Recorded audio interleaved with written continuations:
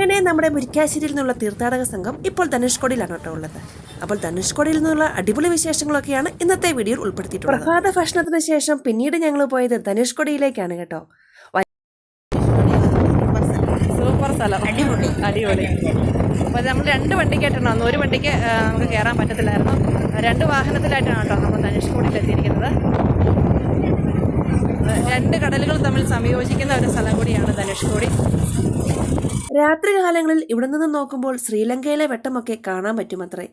തെളിഞ്ഞ കാലാവസ്ഥയിൽ പകലും ശ്രീലങ്കയൊക്കെ കാണാൻ പറ്റുമെന്ന് പറയപ്പെടുന്നു. ഏതായാലും ഞങ്ങൾ പോയപ്പോൾ മൂടലായിരുന്നു. ധനുഷ്കോടി എത്തിയതും എല്ലാവരും വീഡിയോസും ഫോട്ടോസും ഒക്കെ എടുക്കുന്ന തിരക്കിലാണ്. അങ്ങനെ ഞാനും കുറച്ച് ഫോട്ടോയും വീഡിയോസും ഒക്കെ എടുത്തിട്ടുണ്ട് കേട്ടോ. യാത്രയിലുടനീളം മൂടിയ കാലാവസ്ഥയായിരുന്നു കേട്ടോ. പിന്നെ ഈ ഒരു കാറ്റ് മാത്രമാണ് സഹിക്കാൻ പറ്റാത്തത്. ധനുഷ്കോടിയിലെ കടലോരങ്ങളിലെ വിൽപ്പന കേന്ദ്രങ്ങളിൽ പ്രധാനമായും കാണുന്നത് വിവിധ ഇനത്തിൽപ്പെട്ട ശംഖുകളാണ് കേട്ടോ. എന്നാൽ പിന്നെ ശംഖും കൂടെ ഊതാല്ലേ. നമ്മൾ നിൽക്കുന്നത് നമ്മുടെ ധനുഷ്കോടിയുടെ ഏറ്റവും പ്രധാനപ്പെട്ട ഒരു ടൗണിലായിരുന്നു. ഇത് സുനാമി വന്ന സമയത്ത് ഈ ഒരു ടൗൺ ഭാഗം മുഴുവനും നശിച്ചു പോയതാണ്.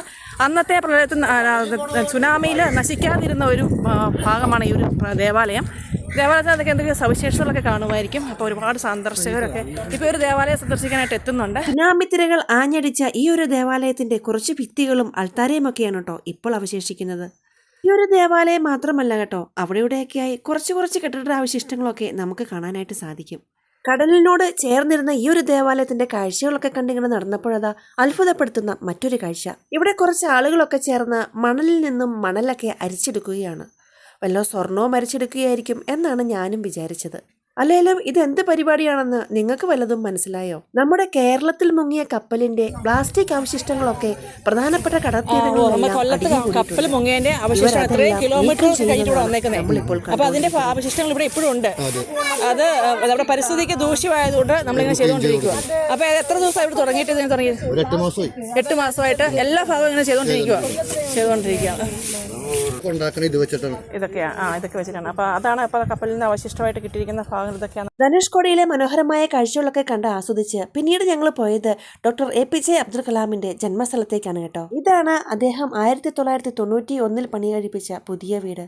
ഇതിപ്പോൾ ഒരു മ്യൂസിയമാണ്. അകത്തെ കാഴ്ചകളൊന്നും വീഡിയോയിൽ പകർത്തരുത് എന്ന കർശന നിർദ്ദേശമുണ്ട്. അതിനാൽ തന്നെ അദ്ദേഹത്തിന്റെ വീടിന്റെ മുമ്പിൽ നിന്നും ഫോട്ടോസ് എടുക്കുന്ന ഈ സിറ്റുകാരനൊപ്പം ഞങ്ങളുടെ ചേച്ചിമാർ കൂടി. ഇങ്ങനെ കാഴ്ചകളൊക്കെ ആസ്വദിച്ച് സമയം ഉച്ചയായി കേട്ടോ. ഇനി നേരെ റൂമിലേക്ക്.